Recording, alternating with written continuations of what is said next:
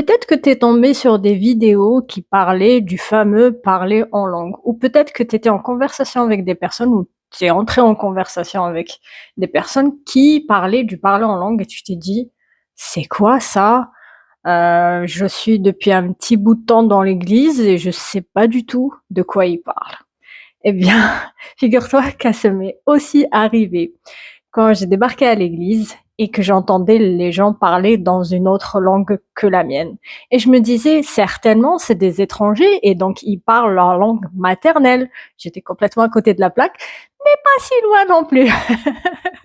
En fait, Jésus introduit le parler en langue au moment où il part vers le Père et il dit, voici les miracles qui accompagneront ceux qui auront cru. Au mon nom, ils chasseront les démons, ils parleront de nouvelles langues, ils imposeront les mains aux malades, etc., etc. Mais dans tout ça, il introduit, avant même que ça n'arrive aux apôtres, aux autres disciples et à nous, avant même que ça n'arrive, il introduit et il dit, ceux qui auront cru en moi parleront de nouvelles langues. Merci de ne pas faire attention aux griffures qu'ont fait mes chats à mon canapé. J'y fais rien. Si vous avez une solution, je suis preneuse, mais pitié, fermez les yeux. C'est quoi le parler en langue? Qu'est-ce que ça veut dire? Nous sommes des créatures faites de chair et de sang. Nous venons de l'argile. Le premier homme a été créé par la terre. Donc nous ne sommes pas vraiment super puissants, super spies. Mais Dieu a fait en sorte qu'il y ait quelque chose en nous qui soit puissant. Jésus a dit qu'il était plus avantageux pour nous qu'il parte parce que comme ça, il pouvait nous envoyer le Saint-Esprit. C'est pour être un tout petit peu plus costaud, pour que nous puissions faire les mêmes choses que lui, parce qu'il nous a dit qu'on ferait des plus grandes choses que lui, il nous faut avoir un bagage. Et le parler en langue est un gros bagage. C'est un plus génialissime. L'apôtre Paul dit dans un verset très particulier que celui qui parle en langue s'édifie lui-même. Ça veut dire quoi s'édifier? Si peut-être ce français-là est un peu trop compliqué, chose que je comprends, c'est se muscler, avoir des muscles au niveau spi, c'est-à-dire ton esprit est un peu plus musclé.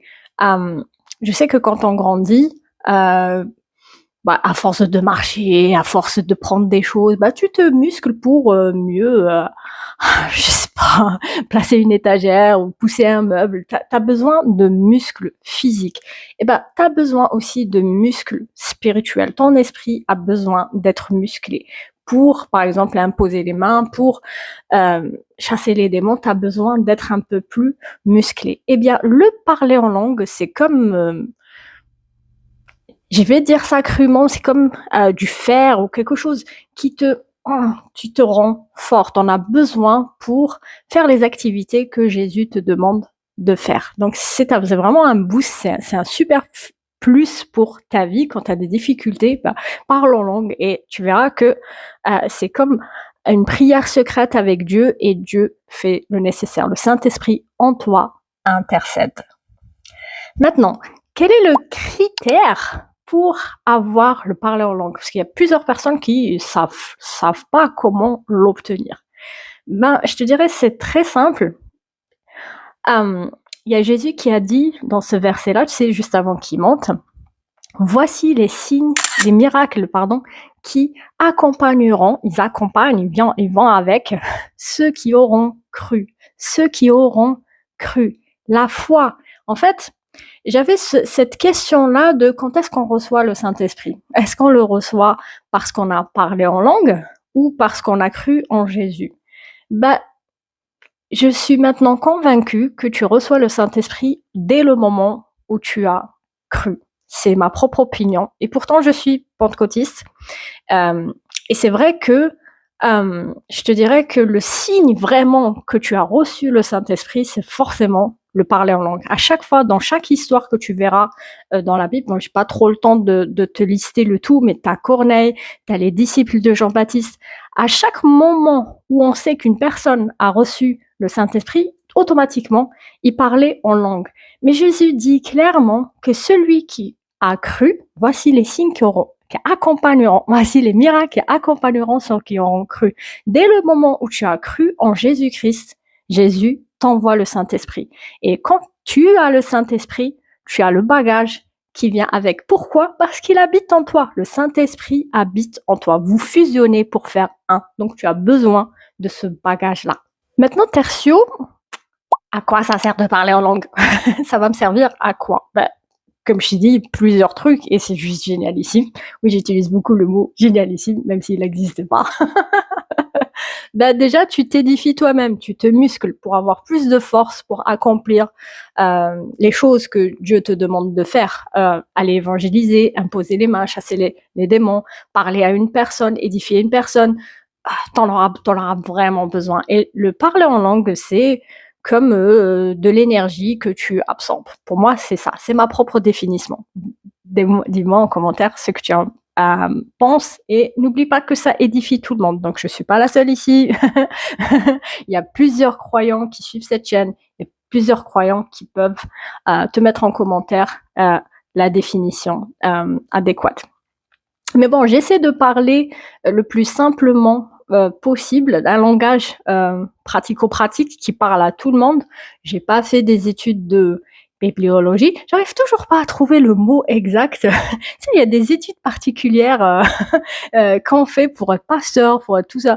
Et j'ai pas ce bagage-là. Moi, j'ai lu ma Bible, j'ai reçu le Saint-Esprit, et pour moi, il faut que ceux qui ont besoin d'écouter l'évangile, ceux qui connaissent pas du tout, ils ont besoin d'un langage simple. Donc, je vais pas te dire des définitions super compliquées. Je vais pas te parler un langage chrétien non compréhensible. Je veux que tu comprennes tout ce que je dis, parce que il y a ce verset, ce fameux verset que j'aime beaucoup, qui dit que le fait d'avoir des connaissances, mon peuple périt par manque de connaissances, mais il n'y a pas que ça. Le fait de savoir, ça te rend libre.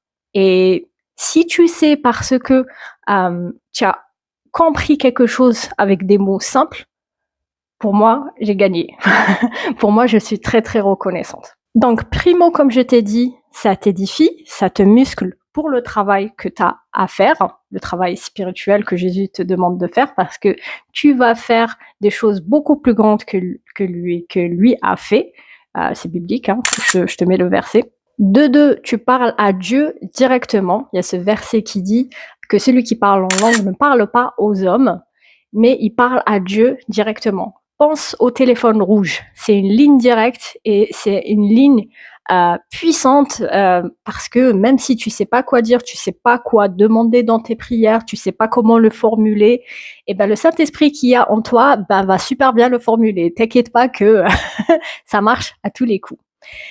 Maintenant, il y a ce verset dans le 2 où je t'ai dit que c'est pour Dieu directement et que les hommes ne comprennent pas. Alors, comment ça se fait que pendant la Pentecôte, les gens ont reçu des flammes de feu et qu'ils ont commencé à dire des merveilles de Dieu, et ceux qui étaient autour entendaient pour la première fois quelque chose de trop beau, et qu'ils ont cru. Donc, c'était pour l'évangélisation. Comment ça se fait que ils ont reçu le parler en langue pour l'évangélisation, alors que tu me dis que c'est une ligne directe vers Dieu et que les hommes ne peuvent pas comprendre?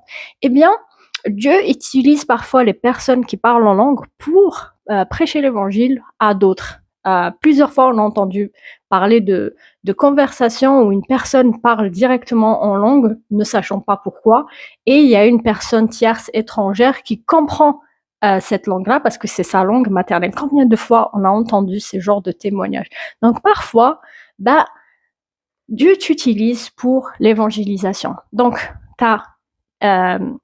t'édifier toi-même, te muscler toi-même, parler à Dieu directement. Pense au téléphone rouge pour l'évangélisation, comme le jour de la Pentecôte, c'est dans le livre des Actes, qui est le 5e livre du Nouveau Testament, mais aussi pour édifier l'Église. Et ça, faut faire attention, parce qu'ils te disent, y a des gens qui viennent dans l'Église et qui comprendraient pas si tu commences à parler une langue comme ça étrangère, en langue comme ça, ils se diraient mais il est fou lui, tu vois. Il vaut mieux parler la langue que parle tout le monde. Mais si Dieu te demande de parler en langue, tu sens cette envie-là de parler en langue, il faut que quelqu'un interprète. Et dans ce quatrième cas, c'est un don. Il y a le don du parler en langue et il y a le don d'interprétation des langues. Imaginons une personne qui vient pour la première fois à l'église et puis qui entend une personne parler en langue et puis il y a une autre personne, une tierce personne qui traduit ce parler en langue. C'est le don d'interprétation. Et ben cette personne-là va forcément revenir à l'église. Pourquoi? Parce qu'elle a entendu quelque chose de très particulier, comme un message de Dieu directement. Et ça sera la seule personne à comprendre, hormis ceux qui ont entendu la traduction. Mais c'est juste génialissime. Tu sais que Paul avait dit qu'il faut pas parler en langue dans l'église, mais si tu parles en langue, fais en sorte qu'il y ait quelqu'un qui interprète, qui traduit ce que tu dis. Bah, c'est exactement ce cas de figure. Dernier but du parler en langue, c'est pour intercéder. Par exemple, la nuit, je me réveille et je me sens pas bien, comme une inquiétude qui vient comme ça d'un coup. Peut-être quand je dors, peut-être quand en journée, peut-être peu importe le timing, mais je me sens pas bien et je me dis mince, il faut que je prie parce que je m'inquiète et peut-être qu'il va arriver un truc et Dieu m'avertit. Donc je vais parler en langue. Je vais intercéder peut-être pour moi, je vais peut-être intercéder pour d'autres personnes, peut-être pour ta famille, tes parents, je sais pas, tes enfants peut-être qui sont en danger quelque part. Mais tu ne sais pas comment prier, tu ne connais pas cette sensation-là, tu sais pas comment. Eh bien, il y a ce verset-là qui dit, car nous ne savons pas comment prier, mais l'Esprit Saint intercède pour nous. Il intercède pour nous à Dieu directement, à Dieu le Père directement. Et c'est pour ça que ça t'édifie en fait, c'est génialissime. Après, s'il y a qu'un seul esprit pour tout ça, et c'est toujours le Saint-Esprit, mais disons que j'ai plusieurs fonctions. C'est comme une batterie que tu mets à ton téléphone, et ton téléphone, il fait plusieurs trucs. Tu as plusieurs applications, tu peux enregistrer ta voix, tu peux te filmer, tu peux te photographier, tu peux regarder les réseaux, tu peux... qu'est-ce que tu peux faire avec ton téléphone? Tu as le réveil. Mais tout ça pour te dire que bah, le parler en langue, c'est comme une batterie qu'on branche chez toi parce que le Saint-Esprit habite en toi pour que tu puisses bien fonctionner. Voici ma définition. Bref, j'espère que ce contenu t'aura encouragé. On est à 17 minutes, je vais peut-être la rétrécir un petit peu, histoire que ça soit plus fluide pour toi. Si cette vidéo t'a plu, n'hésite pas à me mettre un like, ça m'encourage toujours.